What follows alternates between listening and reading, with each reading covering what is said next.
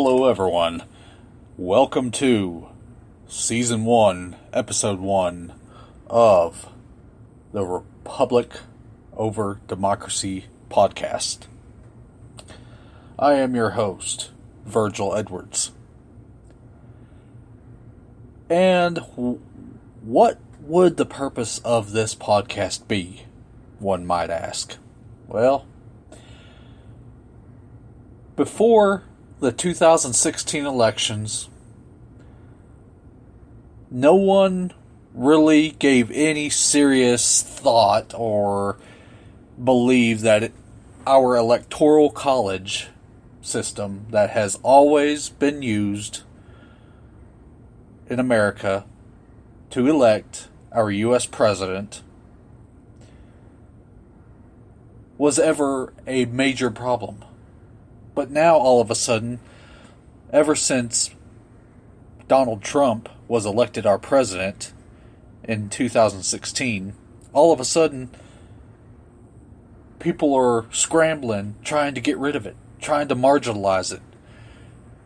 Individual states are trying to take measures to nullify the entire purpose of the Electoral College. You know, they sit there and they say, well, the Electoral College is racist. Oh, the Electoral College is antiquated. Oh, it's this. Oh, it's that.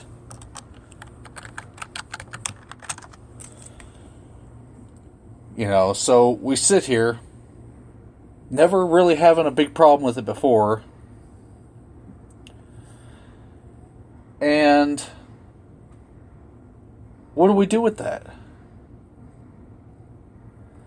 Do we just give in and just, say, oh, the hell with letting everyone in this country have a say-so? Because they're trying to pervert what the Electoral College actually does. Let me explain what the Electoral College actually does. You see, we sit here, and yes, we vote for our representatives in the U.S. House. And that makes sense, because they represent us in the U.S. House. Now, until the 17th Amendment to the Constitution came along, the states nominated and elected and sent 2 representatives to the U.S. Senate. Because in our Constitution, states explicitly have defined rights and privileges. So it only made sense that the part of our body be set aside for them, which was the U.S. Senate. After the 17th Amendment, it also became where, just like the U.S. House, people casted ballots for them. It destroyed a balance of power. Now they want to do the same to the Electoral College. I want you to keep this statistic in mind.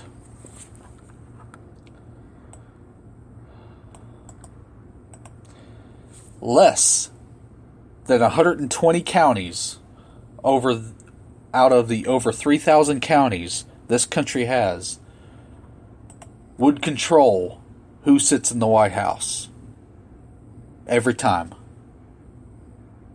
if we didn't have the Electoral College. Every single time it would happen that way. Because what the Electoral College does is, instead of a population majority vote, it says, no, every state gets a voice. Every state. I mean, yes, even Wyoming, with its minimal population count, gets a say-so. But there are liberals, Democrats, that wouldn't want them having a voice. They think it's outrageous that Wyoming gets 2 U.S. senators. This is where we are as a country today. And I blame our public schools because they have drilled the term democracy into the heads of people that a lot of people don't even recognize the term constitutional republic. But that's precisely what our country was created as. Founding Father Ben Franklin himself said, when he was asked what kind of country has been created for us, and he said, a republic, if you can keep it. Our Constitution recognizes that the most powerful individual, the most power, should be the individual person in this country.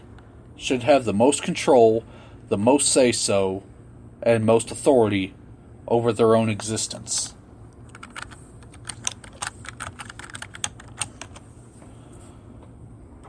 But little by little by little,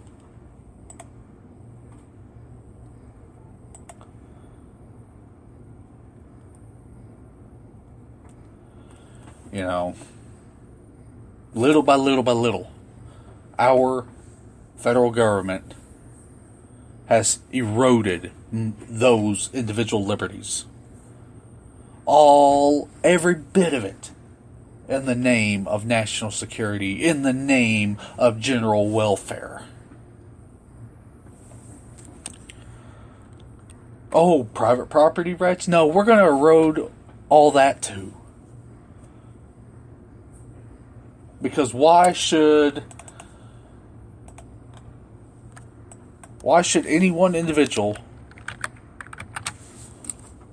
get to own anything and control anything of their own?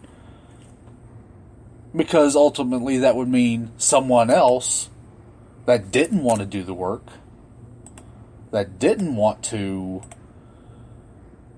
put forth the effort, would go without. And we can't have that.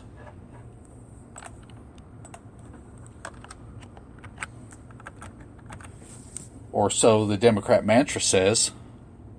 We can't have people deciding what's best for themselves. Because free people that choose their own destinies would never agree to have their incomes fleeced.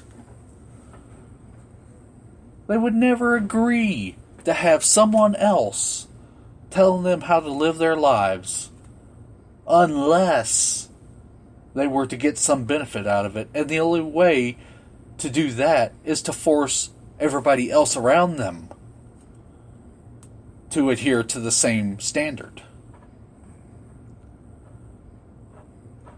And that's what's been happening. People have said, well, that's just the price of living in a civilized country. No, it's not. It's the price that's been paid for cowardice.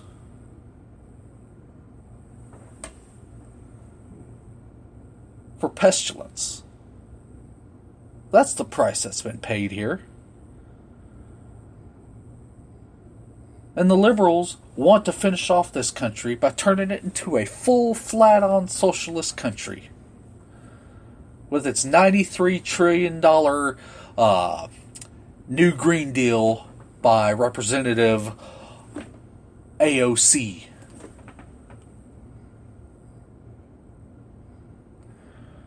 And this whole Medicare for all that these liberal people running for office for the presidency all want to push.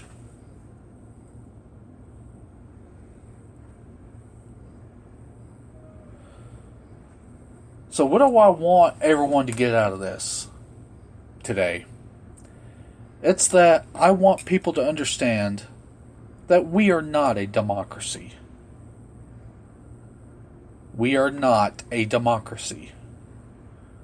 Your rights are individual, not granted by government, but granted by your Creator. They are supposed to be enshrined and protected by the government.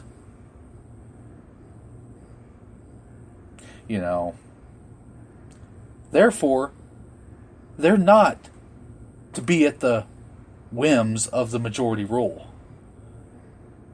That's why we have the first 10 amendments called the Bill of Rights. You wouldn't want a mob deciding what you can and can't say in public. You wouldn't want a mob deciding that something you say, because it's a conviction of yours, a belief of yours, sends you to jail. You wouldn't want to be sent to jail because you choose to practice a particular religion. You wouldn't want to be sent to jail because you chose not to house a soldier in time of war. These are our Bill of Rights. Bill of Rights do not exist in a democracy. Privileges exist in a democracy. Rights are something that belong to individuals, not groups of people. There are no gay rights. There are no women's rights. There are no men's rights. There's only individual rights. The sooner we understand this, and the sooner we push for this, the sooner we can become more free and rid ourselves of this nanny state system which insists on monopolizing every facet of our lives. Hashtag on Twitter, Republic over Democracy. Please spread it. Please get it out there. I am the creator of that tag. Until the next episode, stay free, my friends.